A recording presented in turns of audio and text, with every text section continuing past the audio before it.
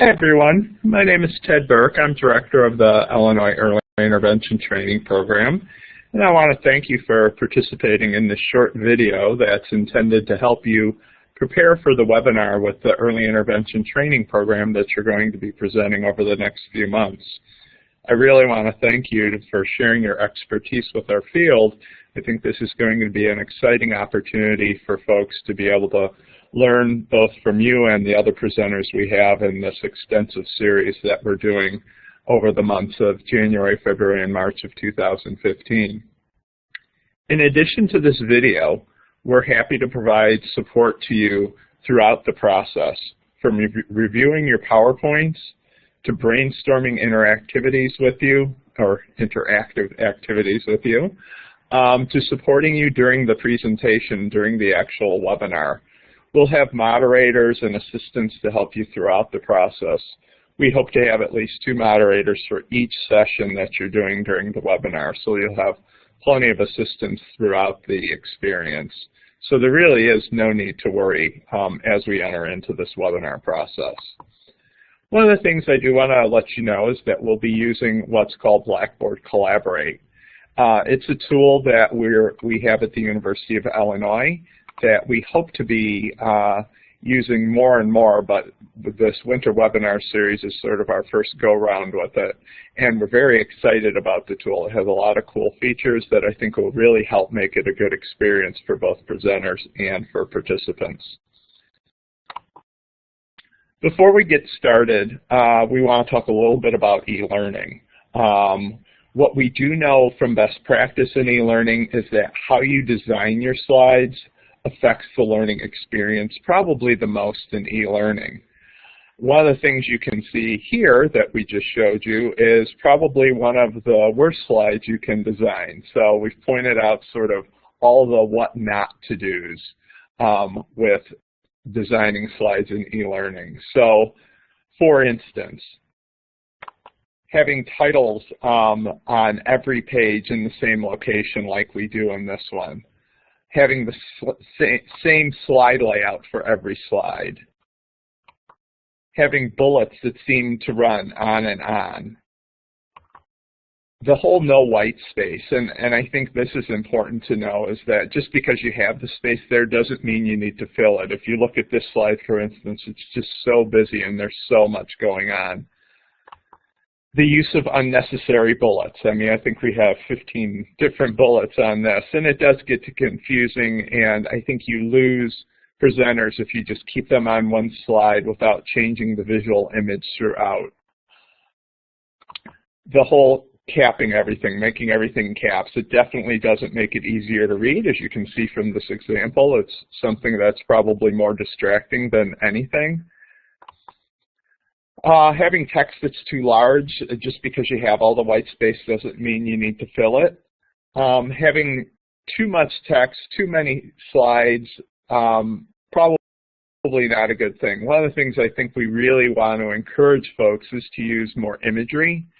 That being said, make sure you use high quality images. Those grainy images, especially depending on what type of a screen people are viewing it on, may not necessarily show up the best. And then lastly, the inclusion of charts that can't be read. I think charts are a great way to share information, but if the charts have such detailed information on them that they're really not that visible when you put it up on a computer screen, or mind you, depending on how people are viewing this, they could be viewing it on a multitude of different screens. You know, we all have our smartphones that we can do things like this on, so just take that into account, that people may be using smaller screens than even a laptop screen to participate in this. And lastly, if you notice, we have just an example down here of a small slide called the London Eye, and I think this is probably more typical of how folks are used to using PowerPoint. Bulleted, nice title, and then, you know, having a small picture in the corner. What I would encourage folks to do is do more of what we have here on this next slide. Really having just an image on screen that can make a really good impact. You can show the image while talking through your content. You can also use Blackboard tools to help support the learning environment. You've probably noticed I've been using this little pointer, and you could say, well, I was writing this PowerPoint while I was in this car at the top of the London Eye. I think it does give folks a really good opportunity to hear your message and not get caught up in just the overwhelming visual that a typical PowerPoint can cause. We really encourage you to use that strong visual approach. Slides for a webinar should not be heavy with text and definitely should not be thought of as doubling for handouts for participants. Participants, we found, learn best online the more they interact and participate. It's hard to do.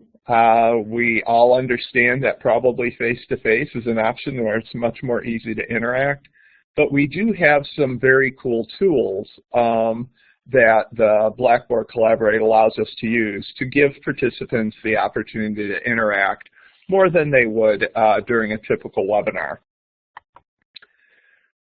One of the things we do have to caution you about is when putting together your PowerPoint presentation, please don't use those typical PowerPoint animations if you would use in a face-to-face setting. I'm probably the worst abuser of using a lot of PowerPoint animations and sound effects and all the funky tools that PowerPoint gives us. They will, however, not work in Blackboard Collaborate. If you need to illustrate something that you would normally prefer to use animation for, then just insert another slide with the new information or a picture or a graph or something that you would normally transition to within animation on a slide. Just use additional slides. I think those changes in visuals will really help the interaction with the participants, but we're not going to be able to do it with the typical PowerPoint animation. So you may find yourself having more slides than you typically would, but that's fine. One of the tools that you've seen me already using is the pointer tool. As you can see in this little picture of a bunch of fish, I'll point to this little yellow fish. The pointer tool gives us a bunch of options for different types of things. We can also use check marks. If we don't particularly like a fish, we can X out one of those fish. So let's see, here's a fish I don't like over in the corner, and you can X over it. So there's a bunch of cool different little pointer features that you can use. How or why you would want to use this may be that you want to draw participants' attention toward a specific place or a word or a picture in a graphic, or if you are using a chart or you want to highlight a comment that's on the slide. I think the pointer tool is a good way to help interact with folks. During the webinar, participants will be connected through a web link. They'll just be listening and viewing on their computer screen. We will not have a phone-in option. The participants will not have permission to speak, and we did this because we may have up to 100 or 150 participants, which really would make it not a good use of everybody's time to be asking everybody to mute on and off throughout. So the only folks that will have permission to speak will be you as the presenters and the moderators. For presenters, we prefer that you use your computer mic and speakers. Or if you do this a lot, you may have a noise-canceling mic or a noise-canceling headset. That works very well also. We have tried it without, and right now I'm doing it without a noise-canceling mic, and it has seemed to work fine. So we do encourage you, however, if you have the opportunity to participate in the practice session, I think that will be a very important time for us to check your audio. Audio difficulties tend to be the greatest cause for interference for a learner.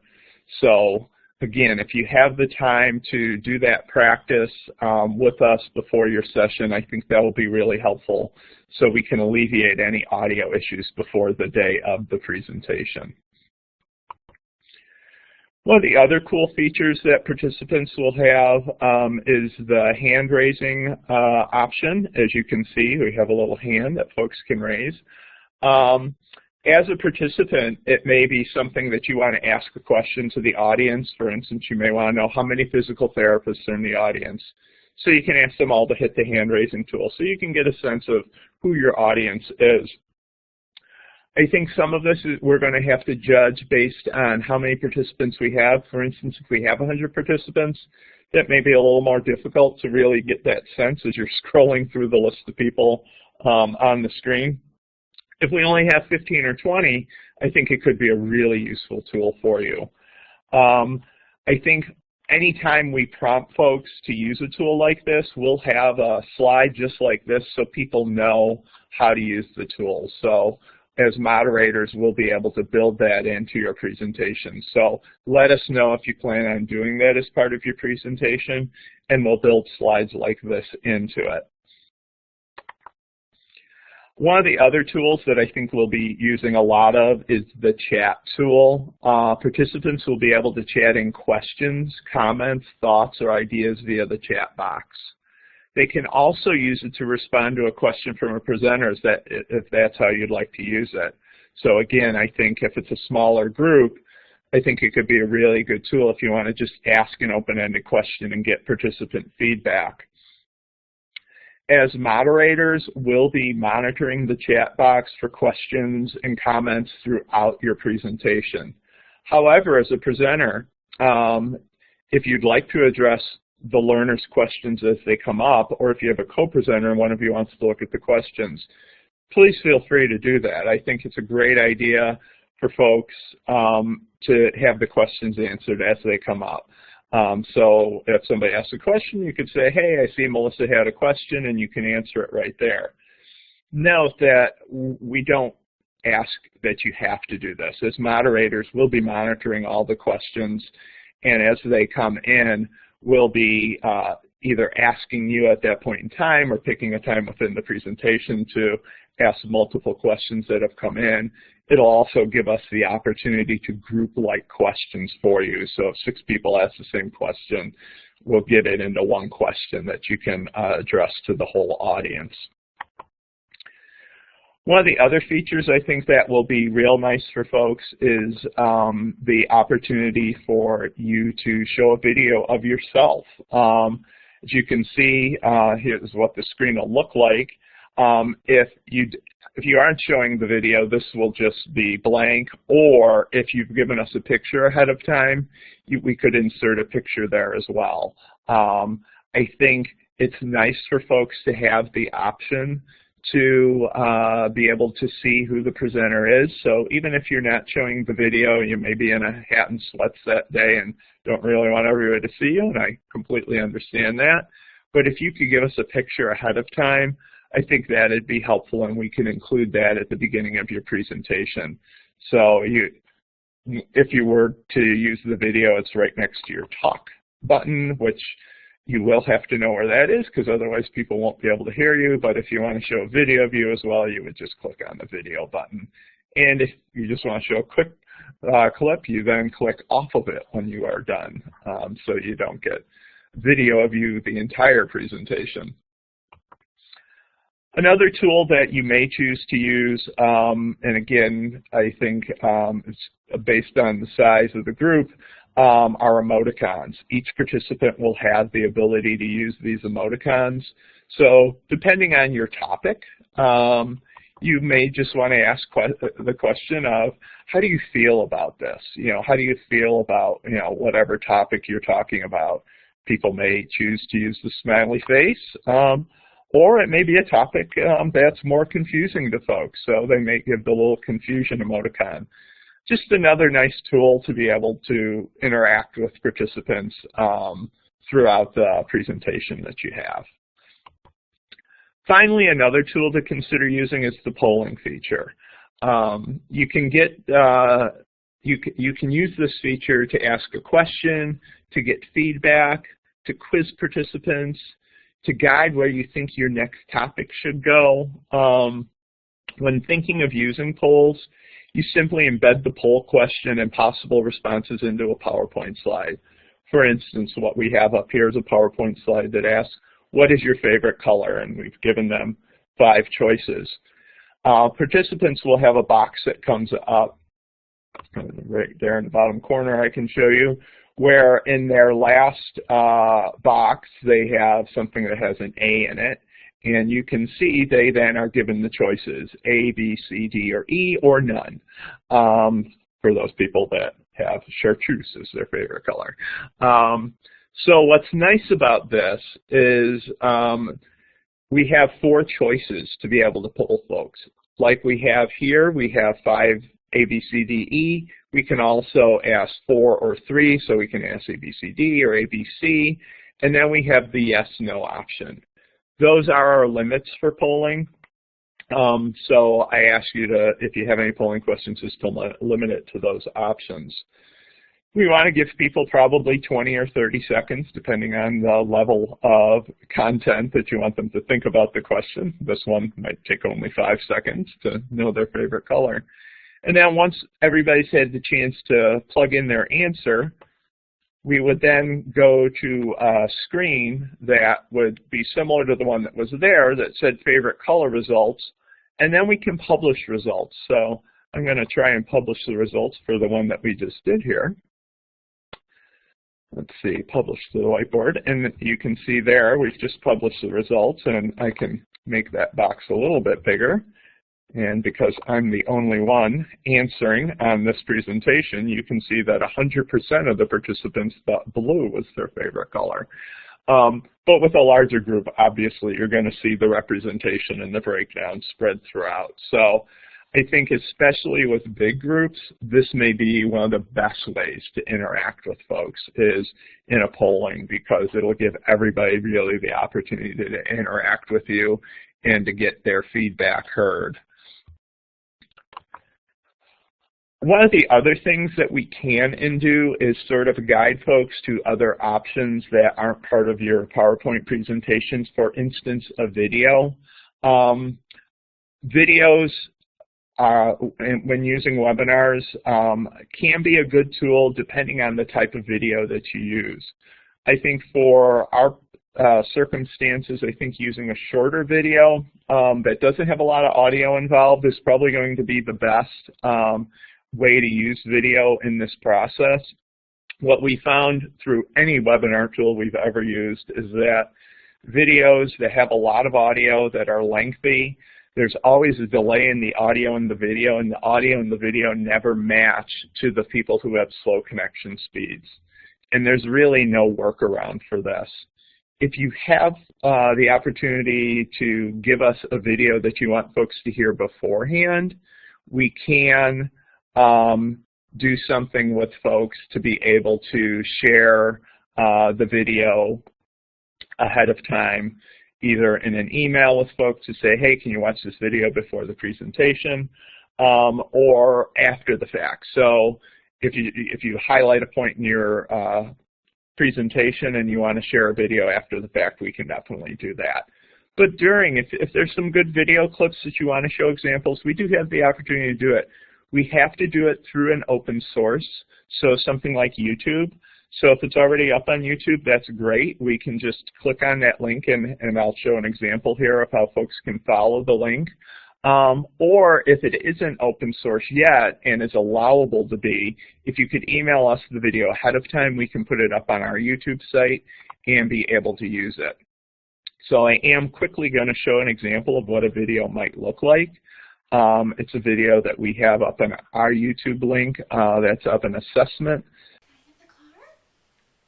She also loves to like dance. She loves music. No. So she shakes her head. No. She yes. shakes her head. Yes. You know what? She just started, like literally within the last week, but it's not totally consistent yet. I think a video like this could be a really good way to share an example of how it's being used. But I would say keep the video short. Keep it to under a minute, because even with the best connection speed, sometimes videos don't work real well for the users. So we would hate to lose folks in a video that's 5 minutes long that they then just lose interest in the whole presentation. So keep the video short, keep them sweet. If you have it as an open source, let us know ahead of time. If not, send us the video and we'll get it up on our YouTube website for your presentation. Finally, as you prepare for your presentation, be mindful of time. Remember that each interactive activity included adds time. So if you're using the polls, if you're asking questions of the participants, that's going to add to the time. And also be sure to build in some time for questions, because we do have the chat box feature, and as the moderators will be monitoring that, we are going to be able to interact with folks and their questions. So build that into your presentation.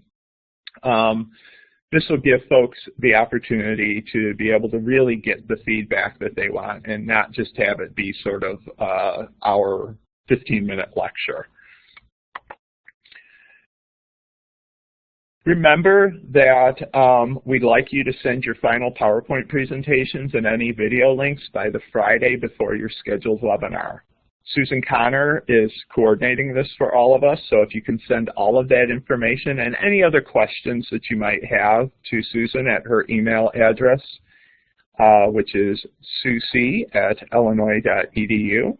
You can see it here. I think that will really help us be ready the day of the presentation. We'll have everything uploaded and tested before the presentation even begins. So I think that will help us when we get there to be able to get the ball rolling right at the start time and not have any unforeseen delays because you didn't get the presentation to us until the last minute. So I think this is going to be a great experience for everyone. Good luck with your webinar preparations. And again, if you have any questions, feel free to always contact us. Thank you very much.